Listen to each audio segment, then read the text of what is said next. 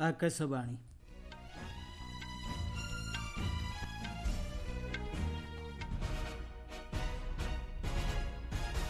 संवाद पढ़ुछन्ति महेश्वर साहू। मुख्य संवाद ऑपरेशन सिंदूर और बिहार भोटर तालिका संशोधन समेत विभिन्न प्रसंग नहीं विरोधी हट्टगोल जोगु संसदर उभय गृहर कार्य बाधाप्राप्त। विरोधी दलगुड़िकर विक्षोभ जोगु लोकसभा और राज्यसभा संभव है नहीं प्रश्नकाल आलोचना। उभय गृह अपराह्न 2टा जाए मुलतवी। मुंबई ट्रेन विस्फोरण मामलें 12 जन अभियुक्त खलास निर्देश विरोध में सुप्रीमकोर्ट रे आवेदन कले महाराष्ट्र सरकार। बांग्लादेशर वायुसेना विमान दुर्घटन मृत्यु संख्या 27 को वृद्धि। एवं फिडे महिला चेस विश्वकपर शेष 4टी मैच रे भारतर 2 जन खेलाड़ी स्थानित।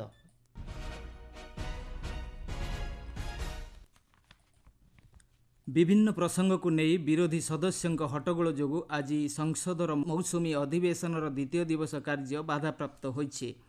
फल उभय गृह को अपराह्न 2टा पर्यंत मुलतवी रखा जाइछे। ए संपर्क में शुणु रिपोर्ट।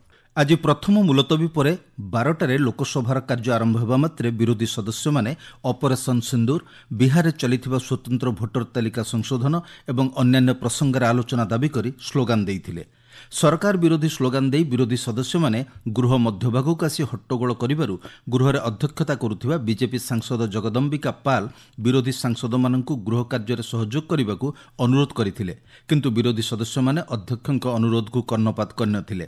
संसदीय व्यापार राष्ट्रमंत्री अर्जुन राम मेघवाल मध्य विरोधी माननकु गृह कार्यर सुपरिचालन सहयोग करने अनुरोध करी प्रत्येक प्रसंग आलोचना करने पई सरकार प्रस्तुत अछंती बोली कहिथिले। अध्यक्ष जगदम्बिका पाल कहिथिले ऑपरेशन सिंदूर उपर आलोचना करने पई सरकार प्रस्तुत अछंती, किंतु विरोधी सदस्य माने एकथाकू कर्णपात न करी हट्टगोल जारी रखिबारु अध्यक्ष गृह कार्य को अपराह्न 2टा पर्यंत मुलतवी घोषणा करथिले। आग्रह करता इसको सदन को फिर मजबूर कर रहे हैं कि हम सदन को स्थगित करें। आपसे आज भी आग्रह है कि आप इस सदन को मैं चलाना चाहता हूं। आज पूर्वाह्न 11टार लोकसभार बैठक आरंभ होगा मात्रे विरोधी दलर सदस्य माने गृह में हट्टगोल करथिले। कृषि एवं कृषकों सह जड़ित प्रश्न आलोचना पाई थिबारु बाचस्पति ओम बिर्ला विरोधी दल को प्रश्नोत्तर कार्यक्रम चलाइबाकू अनुरोध करथिले। केंद्र कृषि एवं कृषक कल्याण मंत्री शिवराज सिंह चौहान मध्य अधिकांश प्रश्न चाषी स्वार्थ सह जड़ित थिबारु गृह कार्य को सुगम करिबार सहयोग करिबा पई विरोधी सदस्य मानकू अनुरोध करथिले। बाचस्पति एवं केंद्र मंत्री अनुरोध सत्वे विरोधी सदस्य माने हट्टगोल जारी रखिबारु प्रथमे बाचस्पति मध्याह्न 12टा जाए गृह को मुलतवी रखिथिले। क्वेश्चन अवर किसानों का है। 11 सवाल 20 में से किसानों के माननीय अध्यक्ष महोदय, गरीबों के, गांव के पक्ष से भी मैं प्रार्थना करता हूं किसानों के सवाल को आने दे। जवाब देने को तैयार है हम। माननीय सांसद का जवाब तो देंगे ही, लेकिन सदन के माध्यम से हम किसानों के बीच सरकार की योजना रखना चाहते हैं। सेहीपरि राज्यसभा मध्य आज विरोधी सदस्य माने विभिन्न प्रसंग में विरोध प्रदर्शन करने जोगु गृह कार्य बाधा सृष्टि होइछि। प्रथम मुलतवी पर मध्याह्न 12टारे बैठक बसिबा मात्रे विरोधी सदस्य माने बिहार चलिथिबा स्वतंत्र भोटर तालिका संशोधन उपरे आलोचना पाई पुणी थरे चाप पकाइथिले। गृहर अध्यक्षता करुथिबा बीजेपी सांसद घनश्याम तिवारी प्रश्नकाल आरंभ करने चेष्टा करथिले मध्य हट्टगोल जोगु संभव होई पारि नथिला। एही समय अध्यक्ष श्री तिवारी उपराष्ट्रपति जगदीप धनखड़ इस्तीफा संपर्क में गृह मंत्रालयर विज्ञप्ति संपर्क में गृह को अवगत कराइथिले। परे अध्यक्ष गृह कार्य को अपराह्न 2टा पर्यंत मुलतवी घोषणा करथिले। आकाशवाणी संवाद विभाग पाई मु सत्यव्रत बेहुरा। बिहार रे चलिथिबा निर्वाचन आयोग को स्वतंत्र भोटर तालिका संशोधन को विरोध करी आज संसदर मकरद्वार ठारे विरोधी दलगुड़िक विक्षोभ प्रदर्शन करिसेंती। संसदर मौसुमी अधिवेशनर आज द्वितीय दिन में लोकसभा विरोधी दल नेता राहुल गांधी समेत विरोधी सदस्य माने प्लाकार्ड धरी बिहार रे चलिथिबा भोटर तालिका संशोधनर उद्देश्य एवं वैधता संपर्क में सरकार ठारू स्पष्टीकरण दाबी करी स्लोगान देइथिले। Congress, Samajwadi Party, RJD, TMC, DMK एवं अन्य विरोधी राजनीतिक दलर सांसद माने एही विक्षोभ में सामिल होई स्वतंत्र निर्वाचन आयुक्तंक एही स्वतंत्र व्यवस्थार प्रत्याहार करबा पई दाबी करथिले। प्रधानमंत्री नरेंद्र मोदी पूर्वतन उपराष्ट्रपति जगदीप धनखड़ आशु आरोग्य कामना करिसेंती। सामाजिक गणमाध्यम पोस्ट करी प्रधानमंत्री कहिसेंती श्री धनखड़ को भारतर उपराष्ट्रपति समेत विभिन्न पदपदवी रे देश सेवा करिवार अनेक सुजोग मिलिछि। सूचनायोग्य स्वास्थ्यगत कारण दर्शाई गतकाली उपराष्ट्रपति पदरू श्री धनखड़ इस्तीफा देइथिले। ଆପଣମାନେ ସମ୍ବାଦ ଶୁଣୁଛନ୍ତି ଆକାଶବାଣୀରୁ। ମୁମ୍ବାଇ ଟ୍ରେନ୍ ବିସ୍ଫୋରଣ ମାମଲାର 12 ଜଣ ଅଭିଯୁକ୍ତଙ୍କୁ ନିର୍ଦ୍ଦୋଷରେ ଖଲାସ ପାଇଁ ବମ୍ବେ ହାଇକୋର୍ଟଙ୍କ ନିଷ୍ପତ୍ତି ବିରୋଧରେ ମହାରାଷ୍ଟ୍ର ସରକାର ଆଜି ସୁପ୍ରିମକୋର୍ଟରେ ପିଟିସନ୍ ଦାୟର କରିଛନ୍ତି। ଆସନ୍ତା 24 ତାରିଖରେ ଏହି ଆବେଦନର ଶୁଣାଣି ପାଇଁ ସୁପ୍ରିମକୋର୍ଟ ତାରିଖ ଧାର୍ଯ୍ୟ କରିଛନ୍ତି। 2006 ମସିହା ଜୁଲାଇ 11 ତାରିଖରେ ଘଟିଥିବା ଏହି ବିସ୍ଫୋରଣରେ 180ରୁ ଅଧିକ ଲୋକ ପ୍ରାଣ ହରାଇଥିଲେ। ମାମଲାର ଶୁଣାଣି କରି 2015 ମସିହାରେ ମୁମ୍ବାଇ ସ୍ୱତନ୍ତ୍ର ଅଦାଲତ ଦେଇଥିବା ରାୟକୁ ଖାରଜ କରି ବମ୍ବେ ହାଇକୋର୍ଟ ଗତକାଲି 12 ଜଣ ଅଭିଯୁକ୍ତଙ୍କୁ ନିର୍ଦ୍ଦୋଷରେ ଖଲାସ କରିବା ପାଇଁ ରାୟ ଦେଇଥିଲେ। ସ୍ୱତନ୍ତ୍ର ଅଦାଲତରେ ଦାଖଲ ହୋଇଥିବା ପ୍ରମାଣ ଯଥେଷ୍ଟ ନୁହେଁ ଏବଂ ବିସ୍ଫୋରଣରେ ବ୍ୟବହୃତ ହୋଇଥିବା ବୋମା ସମ୍ପର୍କରେ ପ୍ରତିପକ୍ଷ ସ୍ପଷ୍ଟ ଭାବେ ଉପସ୍ଥାପନ କରିପାରିନଥିବା ଦର୍ଶାଇ ମୁମ୍ବାଇ ହାଇକୋର୍ଟ ସ୍ୱତନ୍ତ୍ର ଅଦାଲତଙ୍କ ରାୟକୁ ଖାରଜ କରିଥିଲେ। ଭାରତୀୟ ବାୟୁସେନାରେ ସାମିଲ ହେବା ପାଇଁ ଆଜି ଆମେରିକାରୁ ପ୍ରଥମ ବ୍ୟାଚ୍ ଆପାଚି ହେଲିକପ୍ଟର ଅଣାଯାଇଛି। ଏହି ଅତ୍ୟାଧୁନିକ ହେଲିକପ୍ଟରଗୁଡ଼ିକର ଉନ୍ନତ ଯୁଦ୍ଧ କ୍ଷମତା ରହିଛି।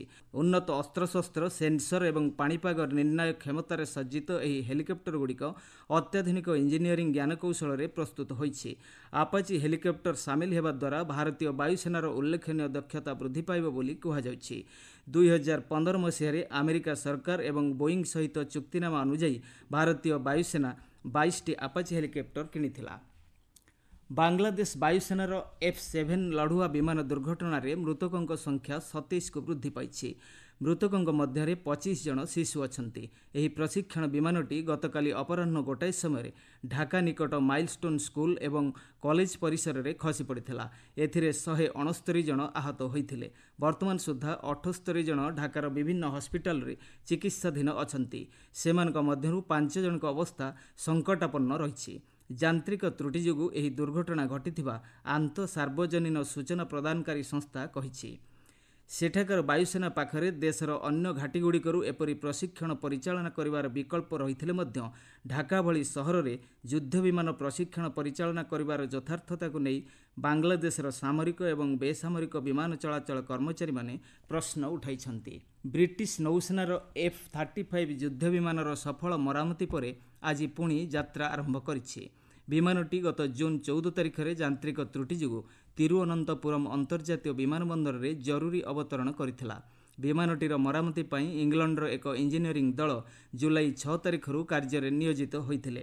ବ୍ୟାପକ ରକ୍ଷଣାବେକ୍ଷଣ ଓ ସୁରକ୍ଷା ଯାଞ୍ଚ ପରେ ଏହି ଜେଟ୍ ବିମାନଟି ପୁଣି ଥରେ ସକ୍ଷମ ହୋଇ ଉଡ଼ାଣ କରିଛି।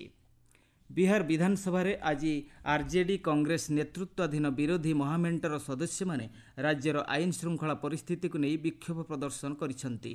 କ୍ରମାଗତ ହଟ୍ଟଗୋଳ ଯୋଗୁଁ ଗୃହ କାର୍ଯ୍ୟ ପରିଚାଳନାରେ ବାଧା ଉପୁଜିବାରୁ ବାଚସ୍ପତି ନନ୍ଦକିଶୋର ଯାଦବ ଅପରାହ୍ନ 2ଟା ପର୍ଯ୍ୟନ୍ତ ଗୃହ କାର୍ଯ୍ୟକୁ ସ୍ଥଗିତ ରଖିଛନ୍ତି। ଆଜି ବିହାର ବିଧାନସଭା ମୌସୁମୀ ଅଧିବେଶନର ଦ୍ୱିତୀୟ ଦିବସ। ବିରୋଧୀ ମହାମେଣ୍ଟ ସ୍ୱତନ୍ତ୍ର ଭୋଟର ତାଲିକା ସଂଶୋଧନ ଏବଂ ଜନସାଧାରଣଙ୍କ ସୁରକ୍ଷା ପ୍ରସଙ୍ଗ ସମେତ ଅନେକ ଗୁରୁତ୍ୱପୂର୍ଣ୍ଣ ରାଜ୍ୟ ସ୍ୱାର୍ଥ ପ୍ରସଙ୍ଗରେ ନୀତିଶ ସରକାରଙ୍କୁ ବିରୋଧ କରିଥିଲେ। ସକାଳ 11ଟାରେ ବିରୋଧୀ ସିପିଆଇ, ଏମ୍ଏଲ୍ ଏବଂ ଆର୍ଜେଡିର ସଦସ୍ୟମାନେ କଳା ପୋଷାକ ପିନ୍ଧି ଏବଂ ପ୍ଲାକାର୍ଡ ଧରି ଉଭୟ ରାଜ୍ୟ ଏବଂ କେନ୍ଦ୍ର ସରକାରଙ୍କ ବିରୋଧରେ ସ୍ଲୋଗାନ ଦେଇ ଗୃହର ମଧ୍ୟଭାଗକୁ ଆସି ହଟ୍ଟଗୋଳ କରିଥିଲେ। ନିଜ ନିଜ ଆସନକୁ ଫେରିଯିବା ପାଇଁ ବାଚସ୍ପତି ବାରମ୍ବାର ଅନୁରୋଧ କରିଥିଲେ ମଧ୍ୟ ବିରୋଧୀ ସଦସ୍ୟମାନେ ସେମାନଙ୍କର ବିକ୍ଷୋଭ ଜାରି ରଖିଥିଲେ।